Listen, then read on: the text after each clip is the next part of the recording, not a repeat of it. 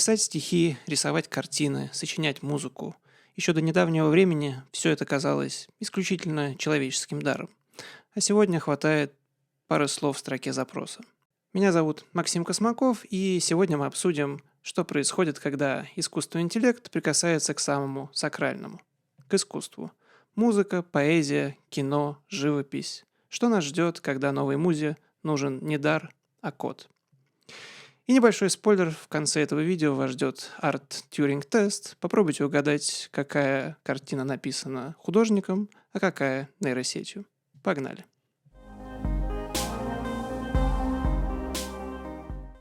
Наше предыдущее видео получилось достаточно мрачным, но мне кажется, что оно таким и должно быть. А сегодня мы немного разбавим краски и поговорим об искусстве, где искусственный интеллект не кажется таким пугающим, а местами даже вдохновляющим. Так вот, когда мы монтировали предыдущее видео и вставляли кадры из фильма «Я робот», я понял, что больше всего мне запомнился вот этот короткий диалог оттуда. Ты всего лишь машина. Только имитация жизни. Робот сочинит симфонию. Робот превратит кусок холста в шедевр искусства. А вы?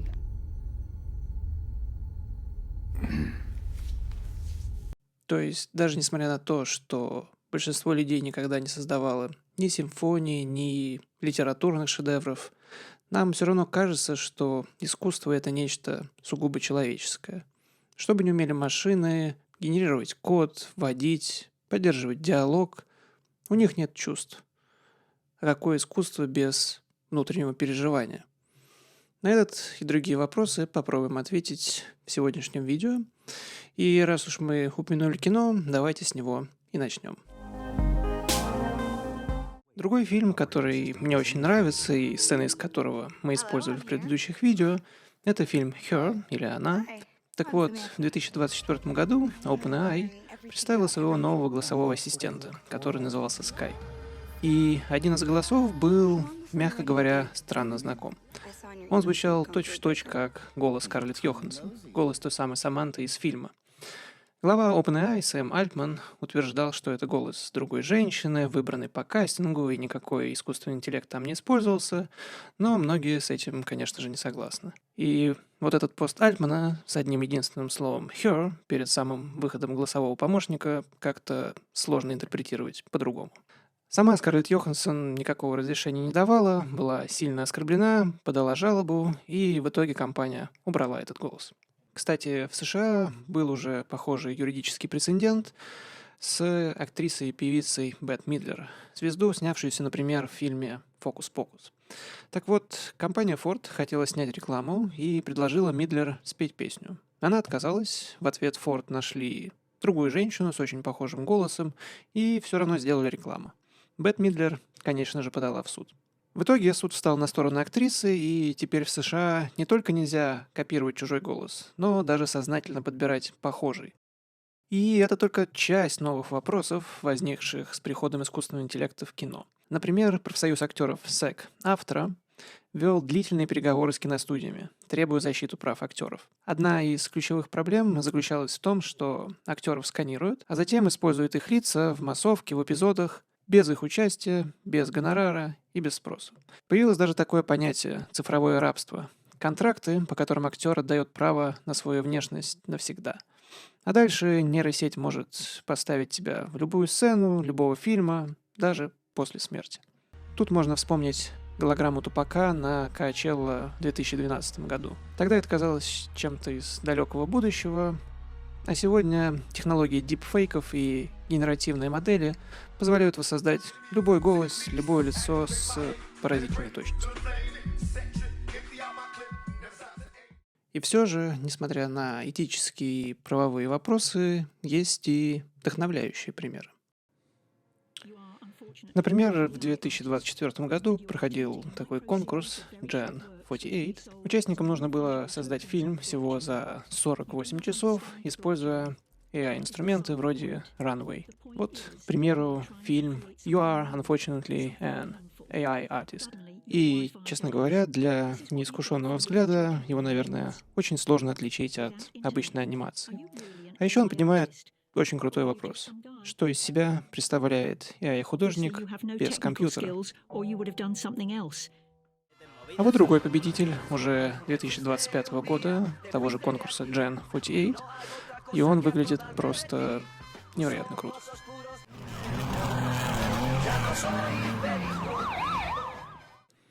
Ну и напоследок забавный, но очень показательный пример.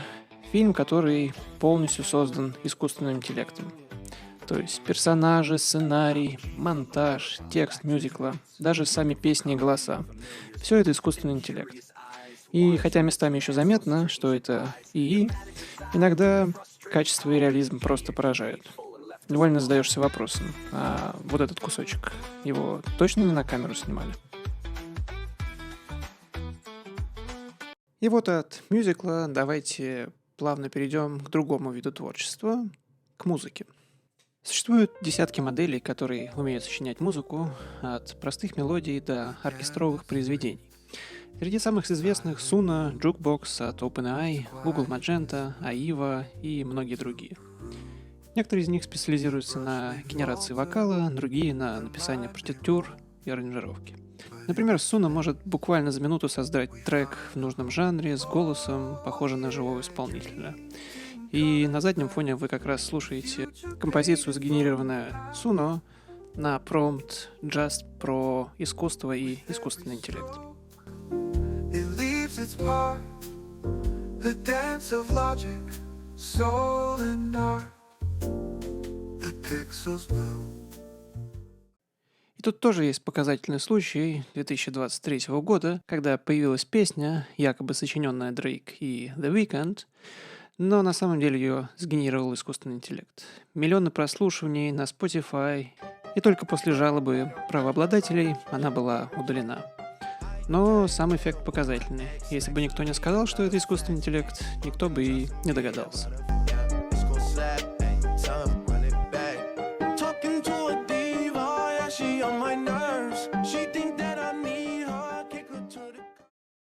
Что также интересно, искусственный интеллект сегодня не только генерирует, но и анализирует музыку. Некоторые модели, например, используются для выявления плагиата. Они способны сравнить огромные массивы треков, находить совпадения в мелодии, ритме, гармонии, и делать это, конечно же, куда точнее, чем человек. А что насчет классики? Тут тоже все развивается. Первое большое произведение в 2012 году было создано системой AIMS, созданной в университете Малаги, и она написала фортепианное произведение Hello World. Очень оригинальное название. И его даже исполнил Лондонский симфонический оркестр. А вот, например, французская система AIVA, Artificial Intelligence Virtual Artist, создает симфоническую и киномузыку, и более того, зарегистрирована как композитор в французском сообществе SACEM.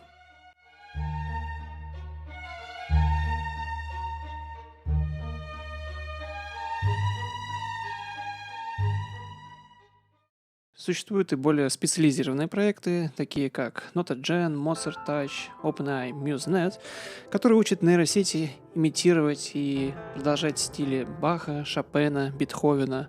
Вот один из примеров.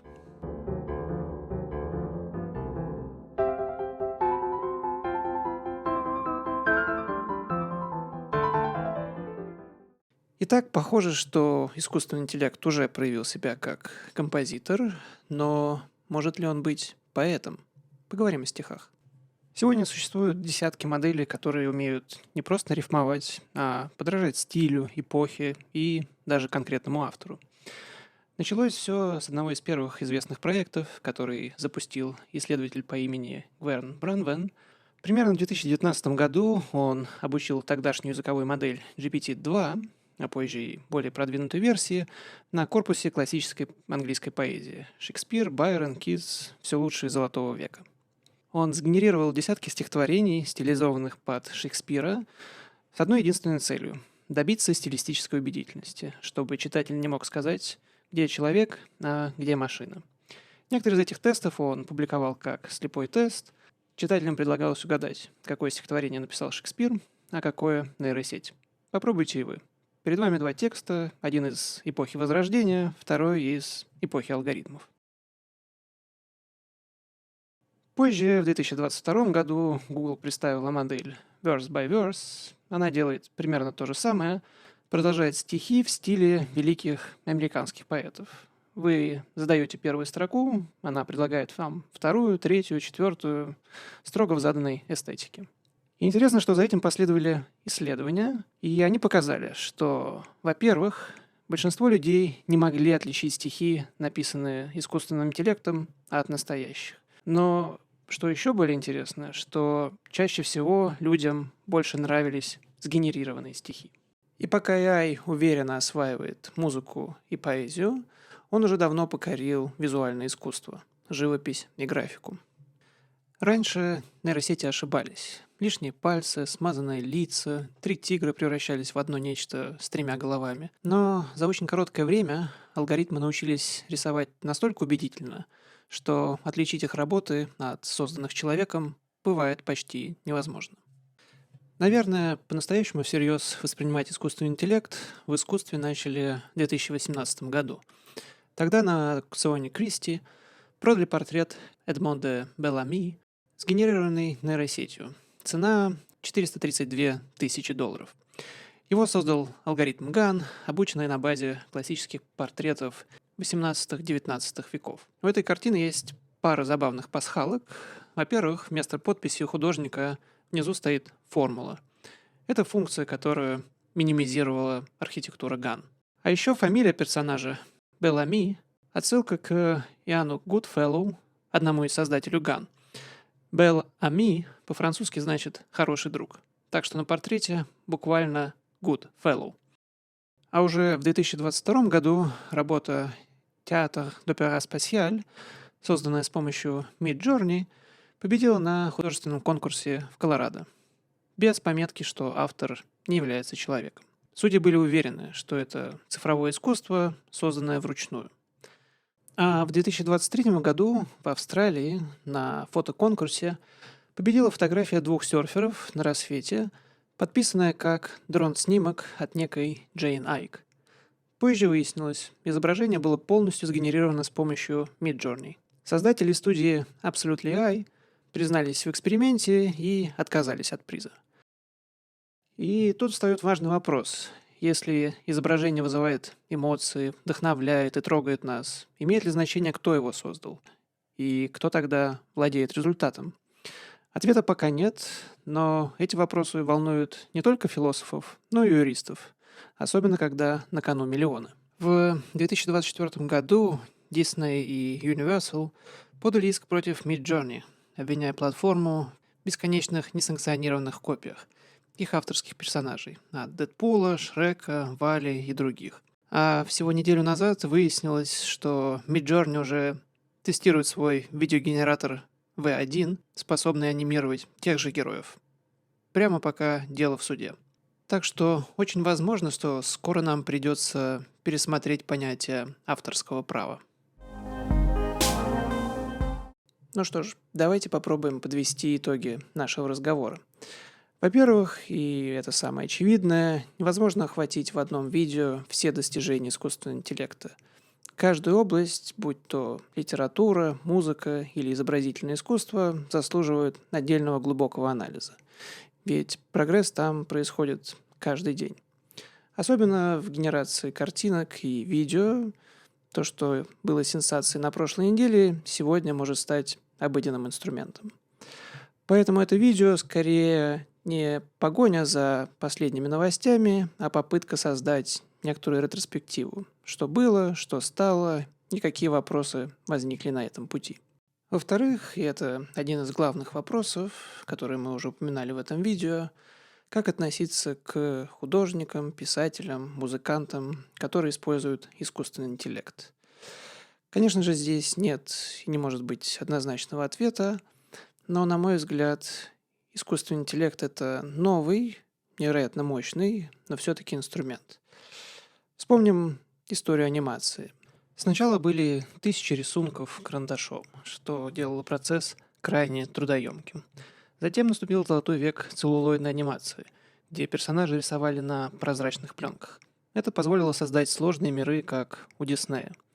Одновременно с этим появилось ротоскопирование, когда аниматоры обводили кадры с реальными актерами для плавности движений.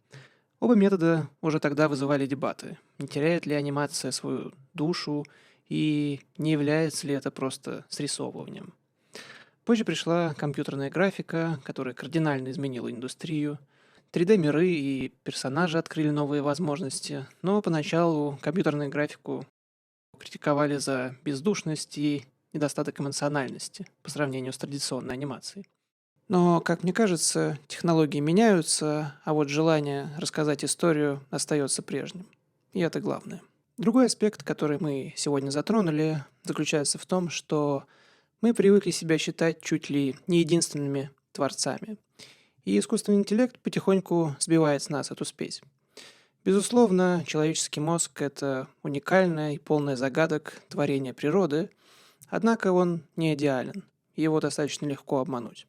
Мы знаем о визуальных иллюзиях, вроде невозможных фигур Эшера, которые наш мозг пытается, но не может собрать в единое целое.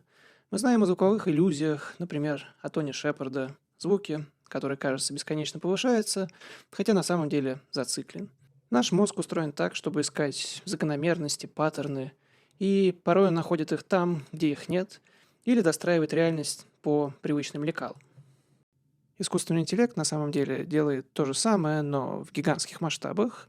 Он анализирует миллионы изображений или текстов, находит те самые паттерны, некоторый усредненный идеал гармонии, стиля или красоты, а затем при помощи обучения с подкреплением создает контент, который просто статистически обречен нравиться большинству. Именно поэтому сгенерированные стихи или картины могут понравиться среднестатистическому человеку больше, чем оригиналы, потому что они более гладкие, более предсказуемые, более приятные.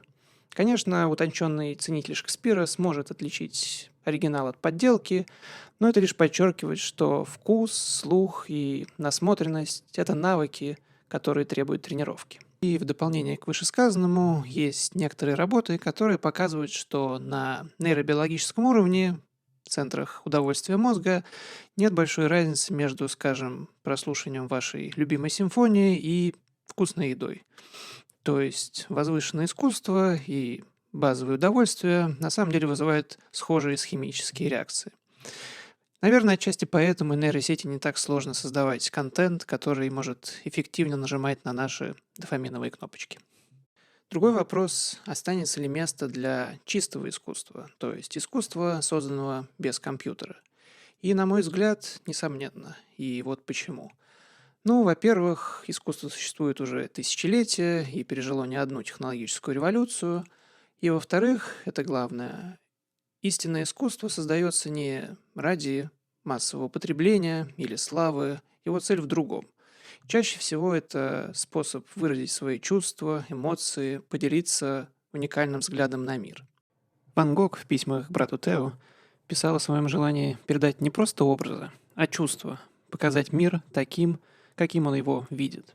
А поэт Райнер Мария Рильке однажды сказал: «Писать стоит лишь тому, кто на вопрос «мог бы ты не писать?» честно ответит: «Не могу». Шедевры рождаются из внутренней необходимости. Или вспомните Шопена. По воспоминаниям современников, это был невероятно хрупкий, больной человек, который едва мог дышать. Но как только он садился за рояль, происходило преображение. Смертельная слабость уступала место невероятной силе и страсти, которую он вкладывал в музыку. Или кино. Режиссер Фрэнсис Форд Коппола вложил в «Апокалипсис сегодня» все свои деньги. Съемки в джунглях обернулись катастрофой. Тайфуны, болезни, срывы. Сам процесс практически свел его с ума. Но именно этот хаос, эта одержимость сделали фильм не просто рассказом о войне, а ее живым и тревожным отражением. На этом сегодня все. Спасибо, что досмотрели это видео до конца. Ставьте лайки, если вам понравилось, подписывайтесь на наш канал, а также обязательно заходите в Telegram. Там мы стараемся выкладывать материалы чаще.